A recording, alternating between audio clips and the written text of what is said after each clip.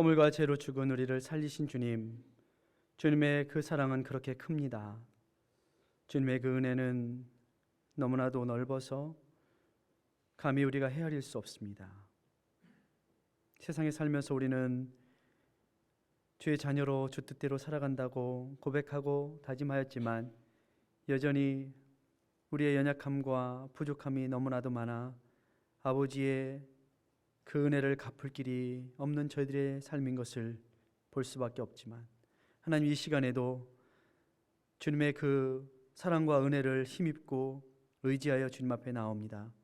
사랑하는 성도들, 주님 앞에 죄악과 허물의 모든 것들을 회개하며 고백할 때에 주님 미쁘시고 의로우셔서 우리의 죄와 우리의 모든 허물을 사하시고 깨끗게 하실 줄 믿습니다.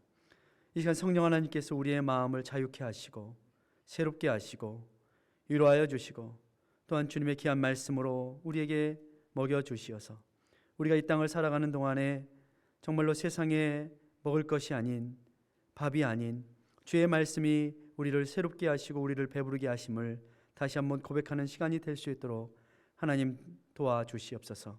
말씀하신 주님을 대합니다. 말씀이신 성령님을 대합니다. 하나님 이 시간 좌정하시고 우리에게 말씀하여 주시옵소서. 예수님의 이름으로 기도드립니다. 아멘. 할렐루야. 오늘 우리가 나눌 하나님의 말씀입니다. 하나님의 말씀은 구약성경 신명기 10장 17절에서 19절까지의 말씀입니다.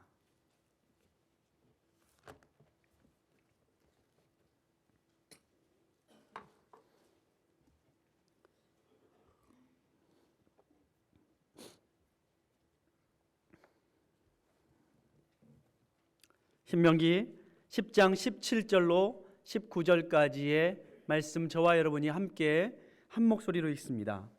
너희의 하나님 여호와는 신의 신이시며 주의 주시요 크고 능하시며 두려우신 하나님이시라. 사람을 외모로 보지 아니하시며 뇌물을 받지 아니하시고 고아와 과부를 위하여 신원하시며 나그네를 사랑하사 그에게 식물과 의복을 주시나니 너희는 나그네를 사랑하라. 전에 너희도 애굽 땅에서 되었음이라. 아멘. 할렐루야. 우리 옆에 분들과 함께 인사하실 때에 사랑합니다 한번 손잡으시면서 인사하겠습니다. 누군가를 사랑하게 되면 그 사람의 있는 그 존재만으로도 기쁘고 즐거운 것 같습니다. 이사야서 62장 5절의 말씀은 신랑이 신부를 기뻐함 같이 내 하나님이 너를 기뻐하시리라, 이런 말씀이 있습니다. 하나님 아버지의 눈에는 자녀인 우리가 그냥 있는 것만으로도 좋은 것입니다. 기쁘신 것입니다. 이것이 아버지의 사랑이라고 믿습니다. 저는 지난 주간에 이런 뉴스들을 봅니다.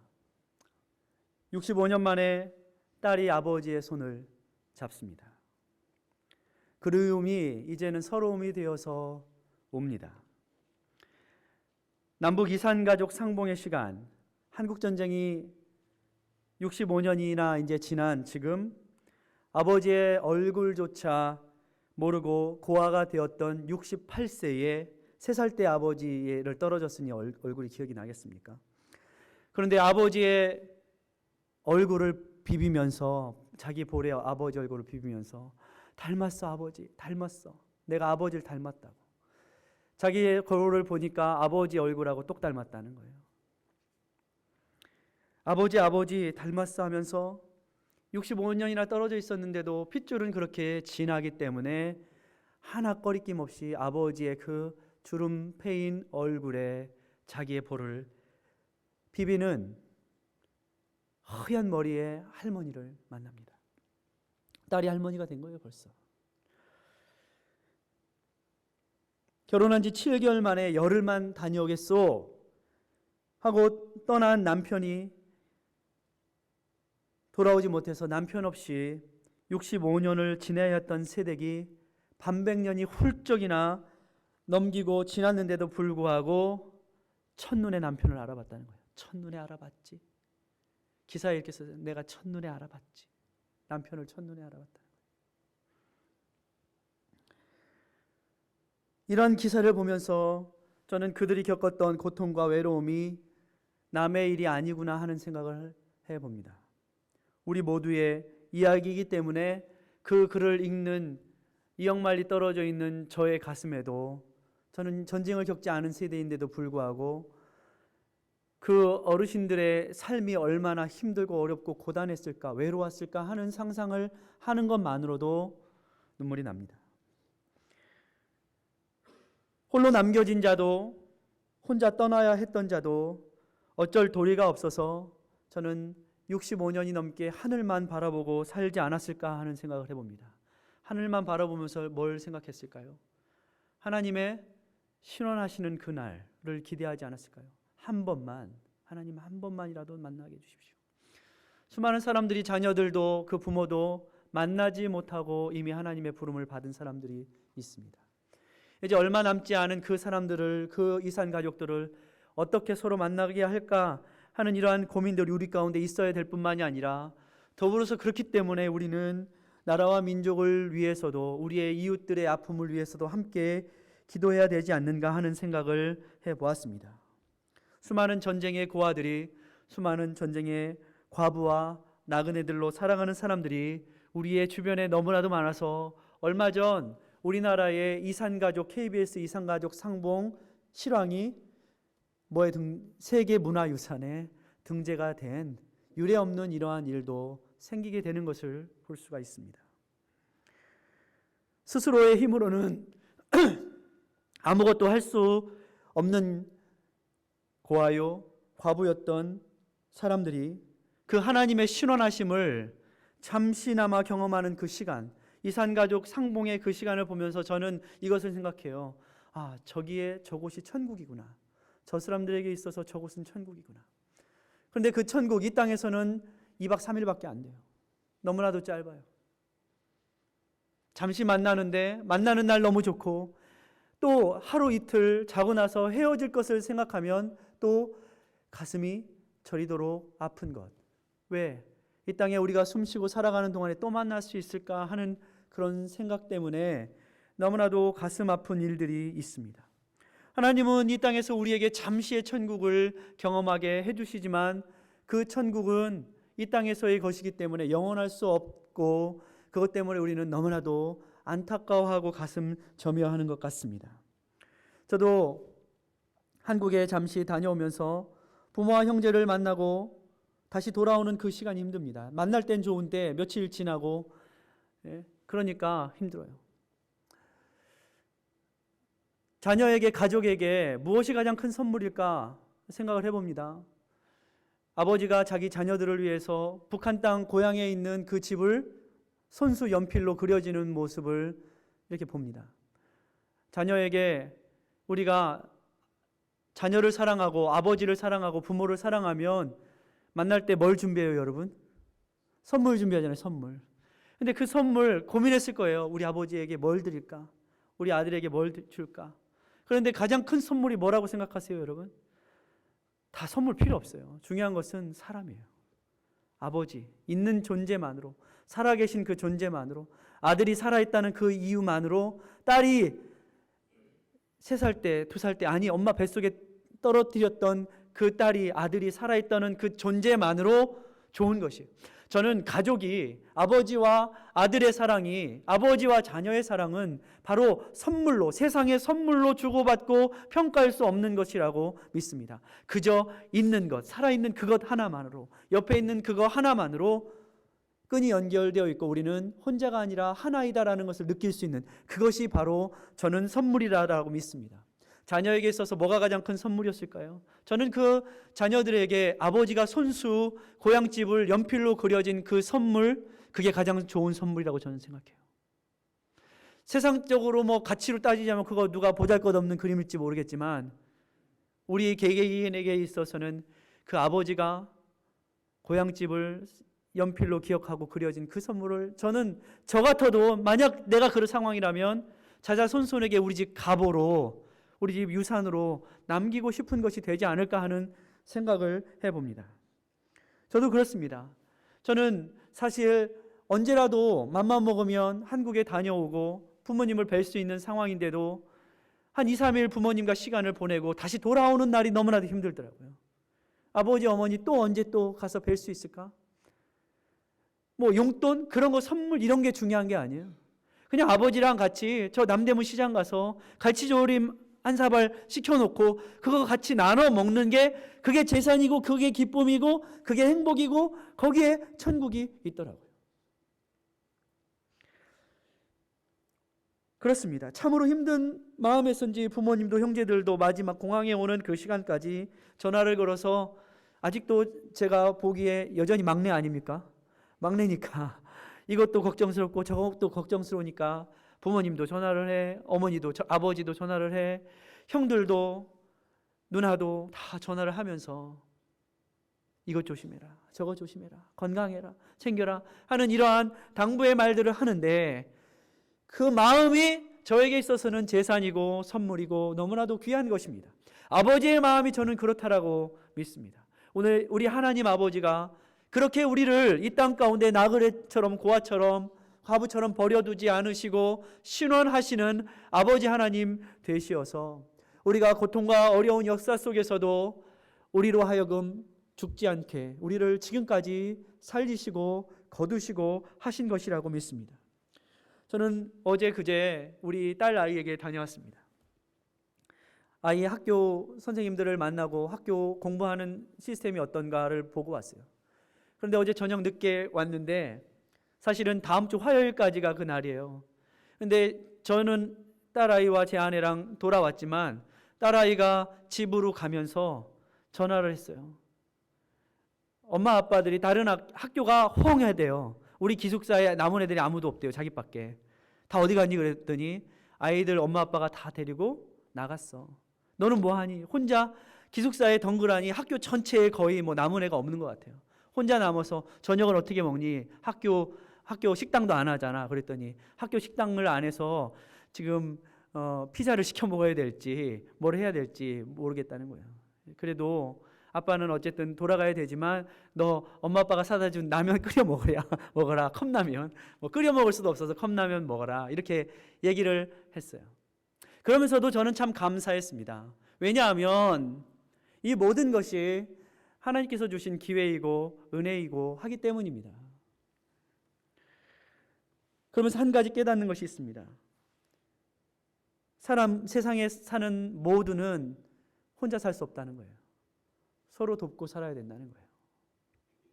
우리가 힘들고 어려운 6.25와 일제시대와 6.25를 지나면서도 사실 우리가 오늘 이렇게 살 수 있는 이유는 바로 우리의 하나님의 마음을 닮은, 하나님의 마음을 본받은 예수 그리스도의 은혜를 입은 그 사람들이 그 사랑 때문에 또한 은혜를 베풀어 주었기 때문에 우리 조국 대한민국이 이제껏 살 수 있고 또 이민자의 삶도 저는 그렇다라고 믿습니다. 그러면서 한 가지 깨닫는 것은 진정한 사랑은 바로 받는 것보다 주기를 기뻐하는 사랑이고 어떤 것을 무엇을 줄까라고 생각하는 사랑이라고 저는 생각합니다. 그러면서 더 좋은 사랑은 바로 그 물질 또는 그 무슨 기회 또는 조건 때문에 사랑하는 것이 아니라 진짜 존재만으로 그 사람이 있는 것만으로 사랑할 수 있는 그 사랑이 진정한 사랑이다라고 또한 믿습니다. 우리에게 진정 그러한 사랑이 있었으면 좋겠습니다. 마음이 가고 정성이 가고 따뜻한 말이 가는 이것이 왜곡된 세상의 욕심을 넘어서는 진정한 사랑의 존재 방식이고 그 진정한 사랑을 우리 주님께서는 우리에게 그대로 보여주셨습니다. 보잘것도 없는 어떻게 보면 우리는 죄악으로 물들은 거지 같은 인생들이었습니다. 죽을 수밖에 없는 인생들. 그러나 주님은 우리의 외모로 취하지 않으시고 우리를 사랑하는 자녀로 바라보시고 아버지의 눈으로 우리를 살리셨습니다. 그렇게 아들을 주신 것입니다. 그래서 우리는 더 이상 고아도 아니고 더 이상 과부도 아니고 더 이상 이 세상에서 나그네도 아닙니다. 왜? 우리에게는 아버지 대신 아버지 하나님이 계시고 우리의 남편 대신 아버지 하나님이 계시고 우리를 돌아보시는 우리 아버지 하나님이 계시기 때문에 그렇습니다. 오늘 신명기는 이 여호와의 하나님의 그 크고 놀라우신 하나님의 능력과 사랑을 너희도 본받아서 너희는 서로 사랑하라. 그와 과부를 돌아보라. 나그네를 돌아보라 하시는 주님의 명령으로 가득 차 있습니다. 하나님이 우리에게 그렇게 사랑하는 형제와 자매들을 통해서 진정한 천국을 이 땅에서 잠시라도 맛보게 하시는 것 같습니다. 여러분, 맛을 봐야 맛을 알죠. 이 땅에서 천국의 맛을 못 보면 진짜 천국을 소망하지 못하게 됩니다. 우리 가운데 진정한 소망이 있었으면 좋겠습니다. 천국을 향한 소망. 오늘 하나님은 그렇게 이스라엘 백성들에게 찾아오셔서 형제와 이웃에 대한 삶의 태도를 가르치십니다. 그것은 사람을 첫 번째로 외모로 취하지 말라는 거예요. 그리고 그와 과부 나그네를 선대하고 사랑하라는 거예요. 다시 말해서 무엇입니까? 이 세상의 법칙, 이 세상에 돌아가는 법을 보십시오. 세상은요, 외모로 사람을 취합니다. 저 사람이 나에게 좀 이익이 될 것 같고, 저 사람이 내 말을 잘 들을 것 같고, 저 사람이 내가 이렇게 하면 저 사람도 나한테 이런 걸 해주겠지 하는 이러한 방식으로 세상은 돌아갑니다. 그러나 주님께서는 그 사람이 나에게 아무것도 해줄 수 없는 능력 없는 자일지라도, 그 사람이 거지와 같은 자일지라도 너희는 그 사람을 선대하라. 왜? 하나님께서 우리를 선대하심과 같이 선대하라라고 말씀하고 있는 것입니다. 그것은 사람을 사람으로 대하라는 거예요. 사람을 어떤 조건이나 어떤 학벌이나 어떤 권력이나 어떤 돈이나 명예나 나에게 다시 돌아올 그것으로 대하는 것이 아니라 그 사람을 하나님의 형상으로 지음받은 그 한 사람으로 사랑할 때에 진정한 관계가 회복되고 진정한 사랑도 회복되고 그리고 그 안에서 누리는 천국이 무엇인지 우리에게 알게 해주시기 때문에 그렇습니다. 세상은요, 무엇인가 무엇을 주고 무엇을 조건을 걸고 사람을 얽어매고 그것을 따라서 사람을 조종하고 하려고 돌아가는 세상이지만 하나님의 사람의 존재 방식은 그것이 아니라는 거예요. 바로 그 사람이 하나님의 사람이기 때문에, 하나님의 형상을 닮은 그 사람이기 때문에 너희는 사랑해야 된다라고 말씀하고 있는 것입니다. 그래서 인생은요, 사람 인자가 어떻게 되어 있죠?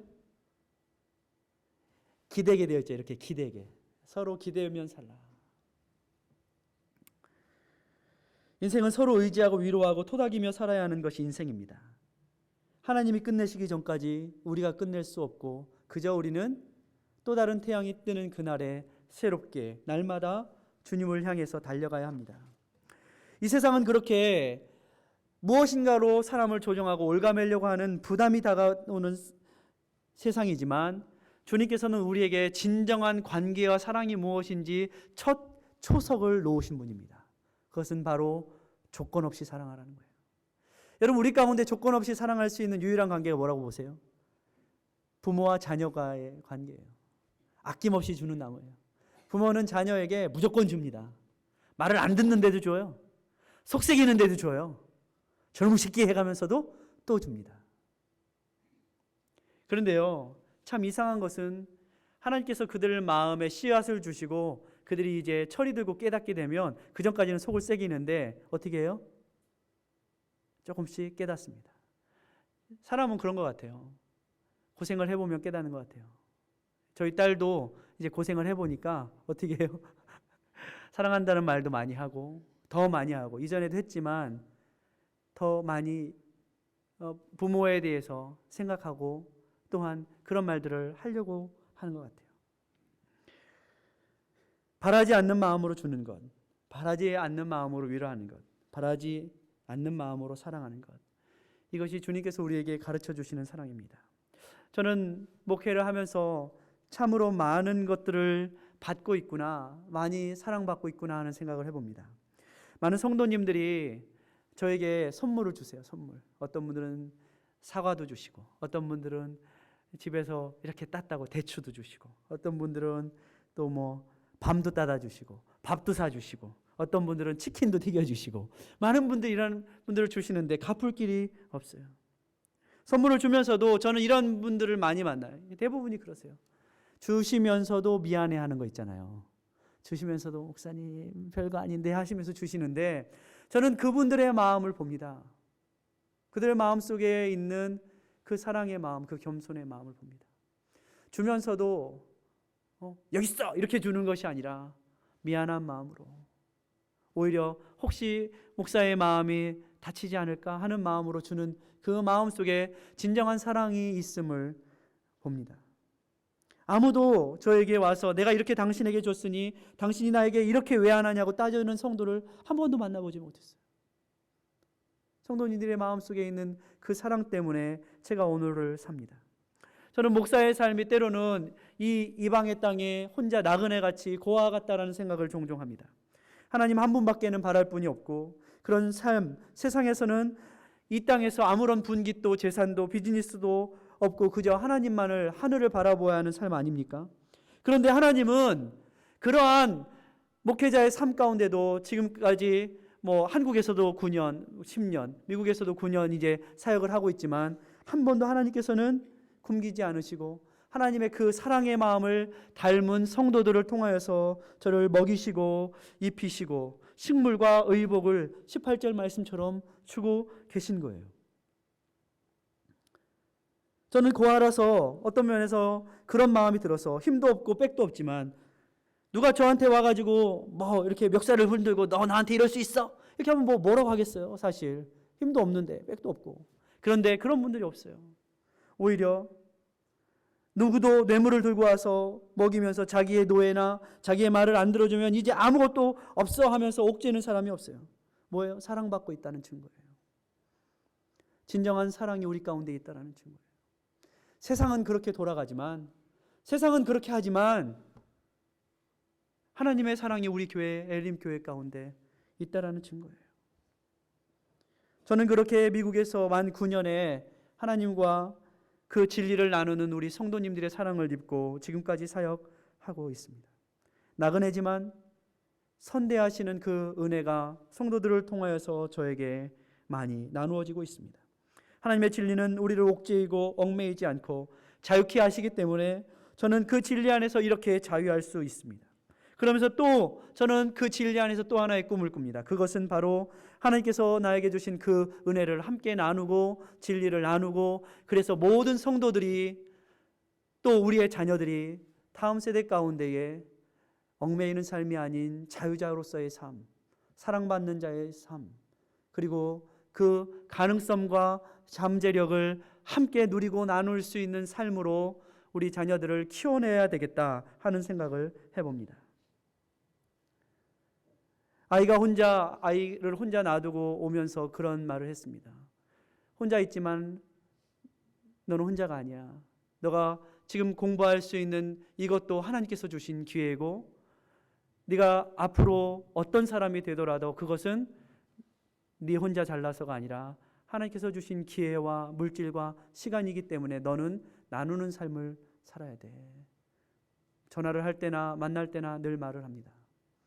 그러면서 아이가 혼자 전 학년 친구들은 다 어디로 부모 따라서 놀러 나갔지만 혼자 기숙사에 남아있지만 그 시간이 외롭지 않고 그 시간에 혼자 또 자기 나름대로의 의미 있는 시간, 기도하는 시간을 가질 수 있음에 저는 또 감사하고 돌아오는 그러한 시간이었습니다. 하나님은 어쩌면 저는 그런 생각을 해봅니다. 우리 민족에게 아파봐야 남의 아픔을 알지 않겠습니까? 경험해봐야 그 사람의 입장을 알지 않겠습니까? 저는 우리 민족에게 그 사랑을 더 뼛속 깊이 간직하게 하시려고 어쩌면 그 분단의 아픔, 이산가족의 슬픔을 주신지도 모르겠다 한 적이, 생각을 해본 적이 많이 있습니다. 오늘 본문의 말씀을 우리는 너무 찌릿찌릿하게 가슴 깊이 공감할 수 있는 말씀인 것은 우리가 그러한 고통과 어려움을 먼저 경험했기 때문에 그렇습니다. 우리도 어때요? 나그네 되지 않았습니까? 이민자의 삶이 나그네 아닙니까? 힘들고 어려운 삶 아닙니까? 그렇기 때문에 이민자의 삶, 나그네의 삶을 우리도 공감하고 이해할 수 있는 것이에요. 그러나 하나님은 우리 가운데 하나님께서 주신 그 사랑을 서로 나누고 본받아서 혼자 되지 않게 하시고 서로 위로하고 서로 보듬고 서로 사랑하고 그렇게 우리에게 공동체로 묶어주신 것입니다. 나라를 잃은 소름으로 나그네처럼 해외로 피난했던 일제침략기의 우리의 역사, 가족 모두가 뿔뿔이 포화해 죽거나 흩어져야 했던 시간들이 지금도 우리 형제와 이웃의 삶에 그대로 남아있기 때문에 우리는 어쩌면 더 많이 서로 이해할 수 있고 사랑할 수 있습니다. 그 안에 머무르게 되면 그것을 깨쳐나가고 그것을 발판 삼아서 하나님의 사랑을 전할 수 있게 되면 이보다 더 큰 제사는 저는 없다고 봅니다. 나라가 전쟁의 잿더미 속에서도 하나님의 소망을 바라보았던 예레미야의 선지자의 그 외침이 저는 들리는 듯합니다. 예레미야가 3장 22절과 23절은 이런 말씀이 있습니다. 여호와의 자비와 긍휼이 무궁하심으로 우리가 진멸되지 아니함이니이다. 이것이 아침마다 새로우니 주의 성실이 크도소이다. 여호와의 자비와 긍휼하심 때문에 우리가 살 수 있었어요. 그리고 우리는 밤새 굶어 죽지도 얼어 죽지도 않고 새로운 태양이 떠오르는 것을 볼 수가 있었어요. 하나님께서 이렇게 우리에게 은혜를 베푸신 거예요. 제가 사역했던 부평중앙교회 이제 몇 년 있으면 70주년 기념 행사 한다고 저한테 갔더니 목사님 말씀하시더라고요. 그런데 그 교회가 어떤 교회냐면 6.25 전쟁 때문에 인천이 어떻게 해요? 인천 상륙작전에 포화가 하도 날라들어서 인천 시내에 남은 건물이 하나도 없었습니다. 초토화됐어요. 인천 시내에 남은 건물이 하나도 없었어요. 그런데 인천에 가면 이 인천 부평에 캠프마켓 미군 보급창이 그곳에 있습니다. 65년, 67년 전에 캠프마켓 보급창에 미군이 교회 세우라고 블럭을 몇 개 줘서 그 블럭 가져다가 지은 교회가 부평중앙교회입니다. 아무것도 없던 그 땅에 미군이 보급으로 준 그 블럭으로 쌓아가지고 교회를 처음 지어서 하나님께 봉헌하고 예배드린 곳이 부평중앙교회.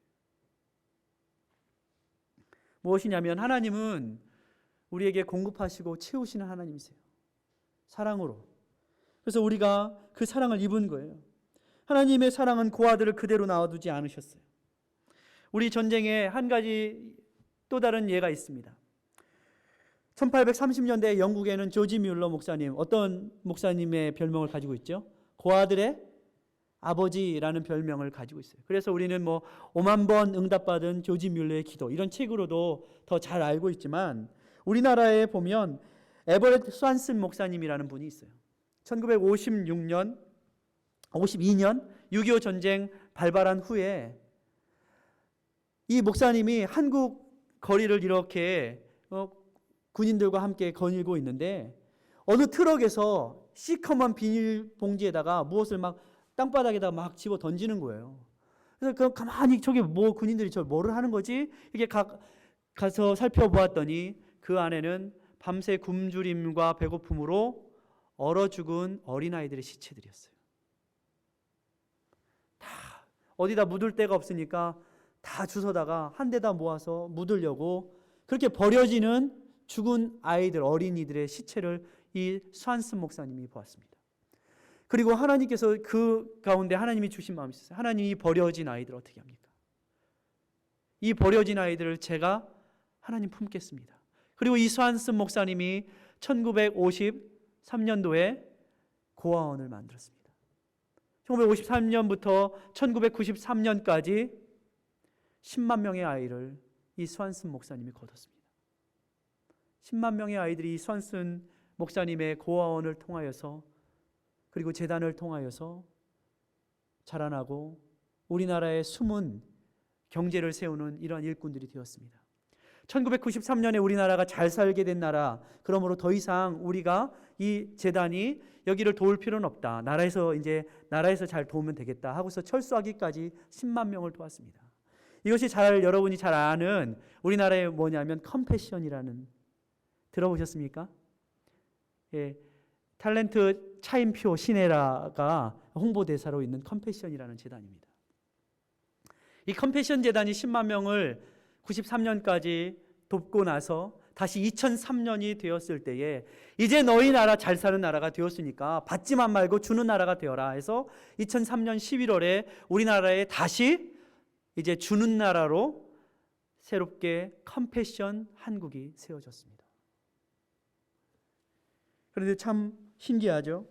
이렇게 많은 사람들에게 우리 이렇게 좋은 일 합시다, 착한 일 합시다, 또 하나님의 사랑을 나눕시다 하고 홍보대사로 위촉되었던 차인표 씨의 아버지는 못 살던 우리나라의 이 연세대학교에 시험을 봤는데 수석이 아닌 차석으로 붙었어요. 그런데 당시에 수석만 장학금을 줘가지고 학교를 못 가게 생겼어요. 학교를 못 가게 생겨가지고 연세대 이제 경영학과인지 영문학과인지 그런 것 같아요. 학교를 못 가게 돼서 이 아버지가 이제 차인표 씨 말에 의하면 저 인천에 가면 자유공원 있지 않습니까? 메가더 장군이 있는 자유공원. 그곳에 학교도 안 가고 학교 이제 대학 못 가게 됐다.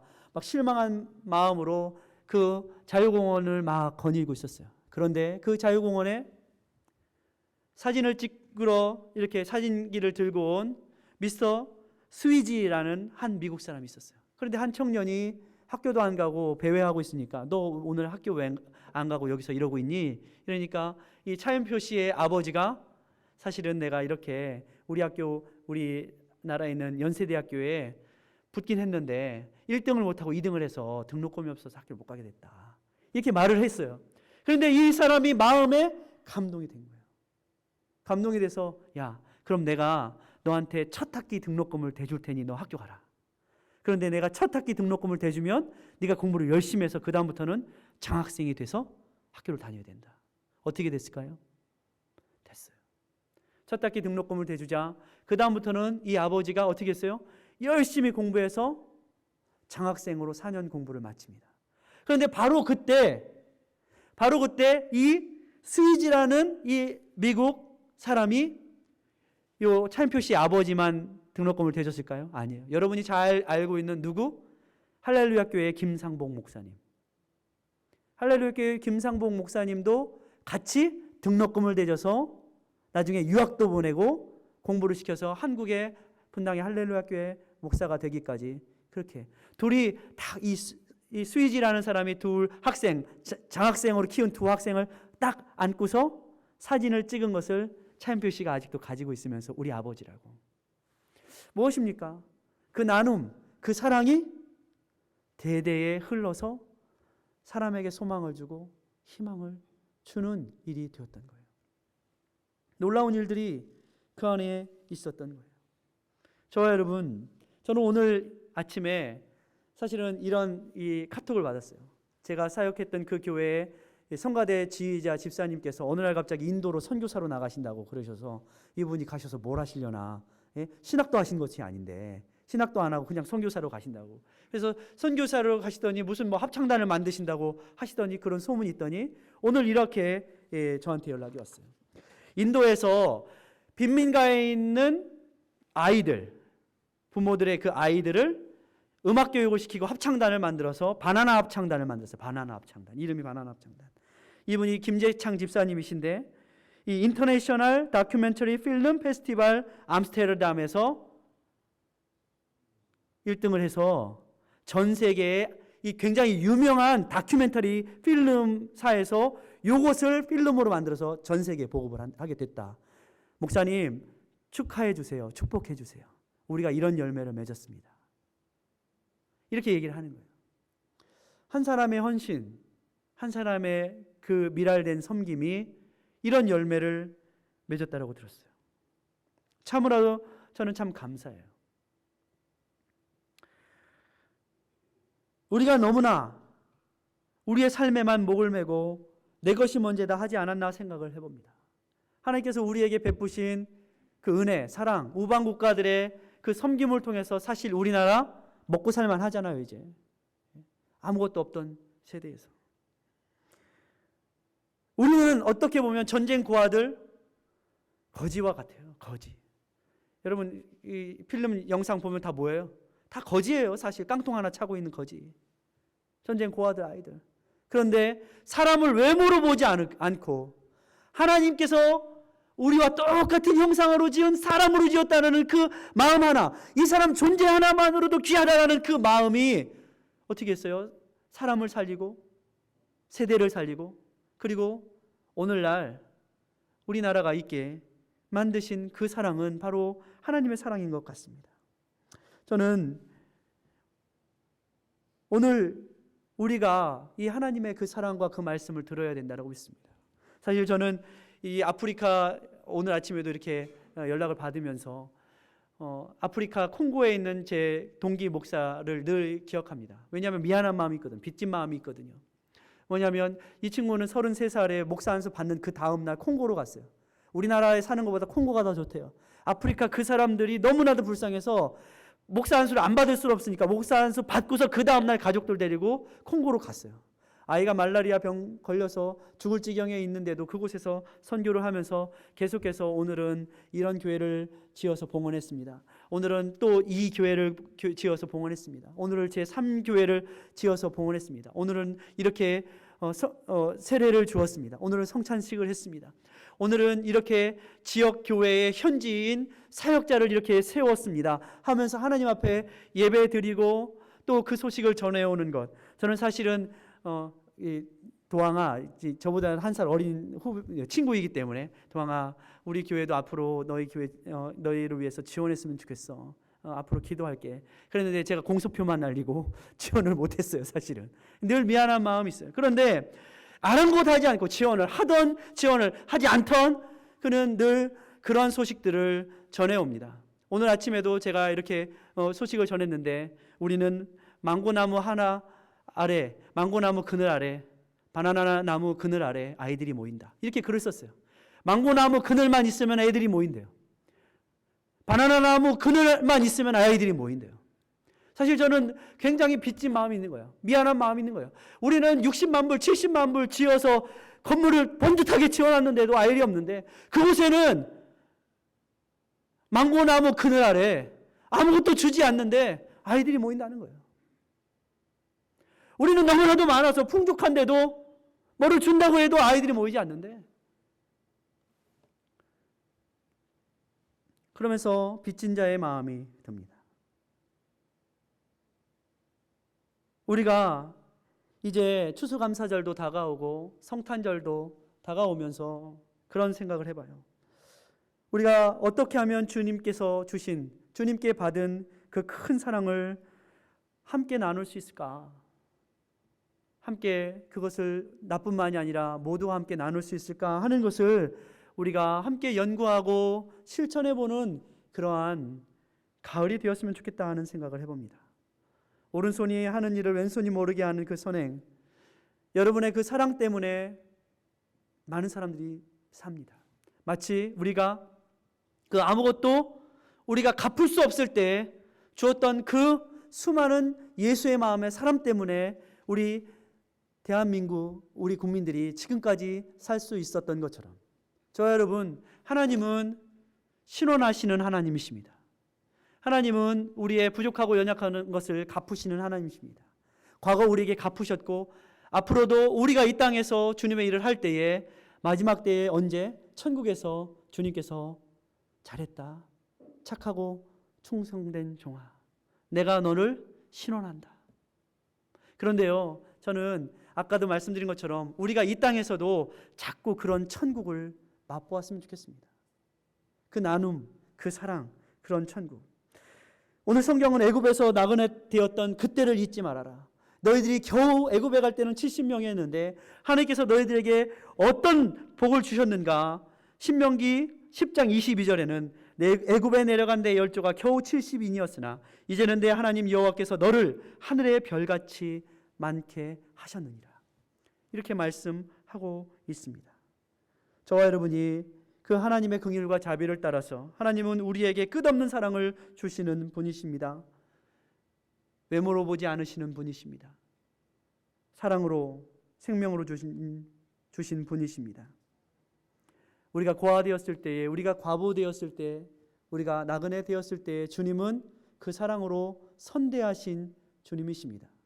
저와 여러분, 이 가을이 정말 주님께서 주신 것들을 함께 누리고 나누고, 그래서 우리 모두가 다 같이 천국을 누리시기를 주의 이름으로 축원합니다. 기도합니다. 사랑과 은혜의 주님, 감사합니다. 주님께서 크신 주님이시어서 우리가 하나님을 두려워하는 그 마음으로 사람을 외모로 취하지 아니하고 주께서 주신 그 은혜와 사랑을 따라 주께서 고아된 우리를, 과부된 우리를, 나그네 된 우리를 사랑하신 것처럼 우리도 우리의 형제를, 자매를, 이웃을 사랑할 수 있도록 마음 주시니 감사합니다.